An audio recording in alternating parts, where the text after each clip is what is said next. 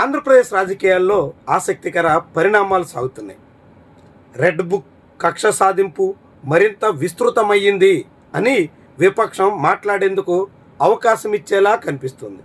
తాజాగా ఆంధ్రప్రదేశ్లో ముఖ్యమంత్రికి సిపిఆర్ఓగా పనిచేసిన పూడి శ్రీహరిని గతంలో జగన్మోహన్ రెడ్డి దగ్గర 5 ఏళ్ల పాటు సిపిఆర్ఓగా పనిచేసిన వ్యక్తిని అరెస్ట్ చేశారు. పోలీసులు ఆయన్ని అదుపులో తీసుకుని చిత్తూరుకు తరలించినట్టుగా చెబుతున్నారు. దీంతో పూడి శ్రీహరి లాంటి వైఎస్ఆర్సీపీలో ప్రధాన కార్యదర్శిగా ఉన్న ఒక నాయకుడిని ఎందుకు అరెస్ట్ చేశారు అన్నది కీలకమైన అంశంగా మారుతుంది. ఆయన అరెస్ట్ కారణంగా ఈ పోస్టర్ని చెప్తున్నారు. వైఎస్ఆర్సీపీ సోషల్ మీడియా ఖాతాల్లో చంద్రబాబు నాయుడు చేతిలో కత్తి పెట్టి మార్ఫింగ్ చేసి చంద్రబాబు నాయుడు అనేక హత్యలకు కారణమయ్యారు అనేటువంటి రీతిలో ఈ పోస్టర్ చేయడమే వివాదానికి కారణంగా చెప్తున్నారు. ఇందులో ఎన్టీఆర్ ప్రభుత్వంలో రాజ్యాంగ శక్తిగా ఎదిగిన బాబు మల్లెల బాబ్జీ అనుమానాస్పద మృతి వెనుక ఆయన హస్తం ఉంది. వంగవీటి రంగ, పెంగళి దశరథరామ్ హత్యల్లో కూడా బాబు పాత్ర. బాబు హయాంలోనే వైఎస్ రాజారెడ్డి హత్య, అంతకులకు హైదరాబాద్లో షెల్టర్. ఇది సాక్షి పత్రికలో కూడా వచ్చింది. సాక్షి పత్రికలో వచ్చినటువంటి కథనం, దాన్ని బహుశా వైఎస్ఆర్సీపీ సోషల్ మీడియా వాళ్ళు పోస్టర్ చేసినట్టుగా కనిపిస్తుంది. ఈ పోస్టర్లో మార్ఫింగ్ చేసి చంద్రబాబు నాయుడు చేతిలో కత్తి పెట్టారు అనే కారణంతో అరెస్టులకు పూనుకున్నారు.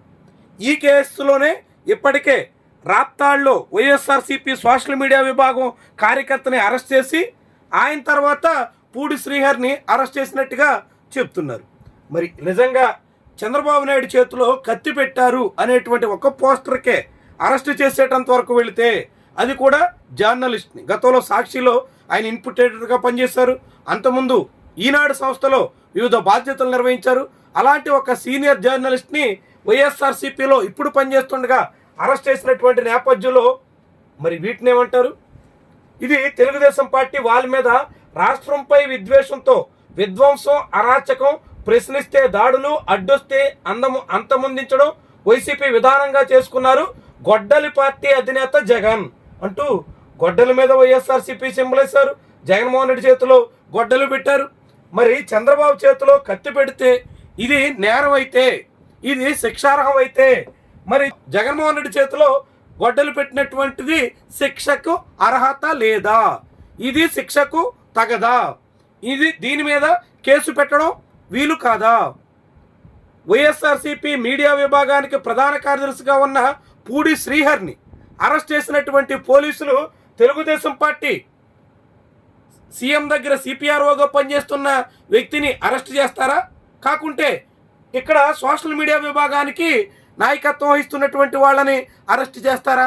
ఎవరిని అరెస్ట్ చేస్తారు? ఒక్కటే కాదు, ఇంకా చూడండి, ఈనాడు పత్రికలో వరదాయనికి జగన్ శాపం. ఈ గొడ్డలు ఎవరు?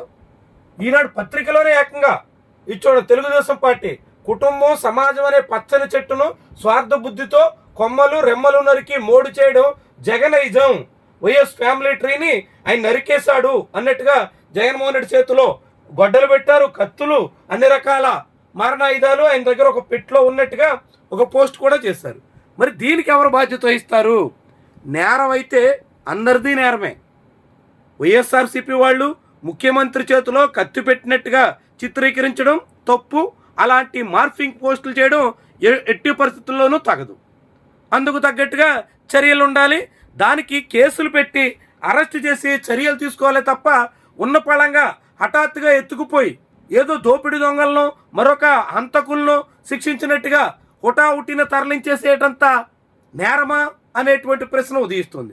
పోనీ అలానే తరలించకపోయే పరిస్థితి వస్తే మరి టీడీపీ వాళ్ళ మీద కనిపించిన పోస్టులకి, టీడీపీ నేతలు మాట్లాడుతున్న మాటలకి, టీడీపీ నిత్యం గొడ్డలి పార్టీ అంటూ వైఎస్ఆర్సీపీని, ఆ పార్టీ నాయకుడిని నిందిస్తున్న దానికి దీనికి శిక్షలు ఉండవా? ఇది నేరం కాదా? నేరం అయితే అది నేరమే, ఇది దోషమే. దానికి శిక్ష ఉండాలి, దీనికి శిక్ష ఉండాలి. చట్టం అందరికీ సమానమేనని చెప్తున్నప్పుడు అందరి విషయంలో సమానంగా పోలీస్ యంత్రాంగం స్పందించాల్సిన అవసరం లేదా? ఇలాంటి ప్రశ్నలు కూడా ఉదయిస్తున్నాయి. మొత్తంగా తెలుగుదేశం పార్టీ ప్రభుత్వం ఇలాంటి ప్రయత్నాల ద్వారా వైఎస్ఆర్సీపీ నేతల మీద ఇలాంటి చిల్లర కేసుల ద్వారా, ఎందుకంటే పూడి శ్రీహరి లాంటి వాళ్ళని అరెస్ట్ చేయడానికి ఇదా కేసు? జగన్మోహన్ రెడ్డికి అత్యంత సన్నిహితుడిగా గడిచిన 10 ఏళ్లుగా జగన్ శిబిరంలో కీలక పాత్రధారిగా ఉన్నటువంటి ఒక నాయకుడిని శిక్షించాలనుకుంటే పెట్టేటువంటి కేసులు ఇవా? ఇలాంటి కేసులతో ఏం సాధించగలుగుతారు? ఇప్పటికే అలా అనేక కేసులు పెట్టి ముఖ్యమైన నాయకులను కూడా జైలు పెట్టి ఏం సాధించినట్టు తెలుగుదేశం పార్టీ? అంబటి రాంబాబుని అరెస్ట్ చేశారు, మిథున్ రెడ్డిని అరెస్ట్ చేశారు, చెవిరెడ్డి భాస్కర్ రెడ్డిని అరెస్ట్ చేశారు, కొన్నాళ్ళు రిమాండ్లో పెట్టారు, బెయిల్ వచ్చింది, మళ్ళీ బయటకు వచ్చి వాళ్ళు రాజకీయ కార్యకలాపాల్లో చురుగ్గా చొరవగా గతం కన్నా మించి ఉత్సాహంగా సాగుతున్నారు. మరి ఏం ఒరగబెట్టినట్టు కొన్నాళ్ల పాటు బయటికి రాకుండా జైలు పాలు చేయడమే విజయం అనుకుంటున్నారా? ఇలాంటి కేసుల ద్వారా ఈ తీరున నిర్బంధించే ప్రయత్నం చేస్తే చివరికి ఏం జరుగుతుందో ఆలోచించుకోవాల్సిన అవసరం ఉంది. అధికారం ఎన్నడూ శాశ్వతం కాదు. అధికారం చేతులు మారితే ఇలాంటి పోస్టింగులకే ముఖ్యమైనటువంటి నేతల్ని అపహరించేసి అరెస్ట్ చేసినట్టుగా తర్వాత చెప్పేటువంటి ప్రయత్నాలు ఎన్నడూ ఎవరికి శ్రేయస్కరం కాదన్నది టీడీపీ నాయకత్వం గుర్తిస్తుందో లేదో తెలియదు. కానీ ఈ పోస్టుల పరంపర, వీటి మీద పెట్టేటువంటి కేసుల వ్యవహారం చాలా సుదీర్ఘకాలం పాటు ప్రభావం చూపబోతుంది. ఇలాంటి కేసుల ద్వారా పూడి శ్రీహర్ లాంటి వాళ్ళని అరెస్ట్ చేసినటువంటి కేసుల ద్వారా ఈ ప్రభుత్వం ఏం సాధిస్తుందో తెలియదు. కానీ భవిష్యత్తులో మాత్రం పరిహారం చెల్లించక పరిస్థితి వస్తుందన్నట్టుగా ఇప్పుడు వైఎస్ఆర్సీపీ నేతలు హెచ్చరించేదానికి కారణంగా మారుతోంది.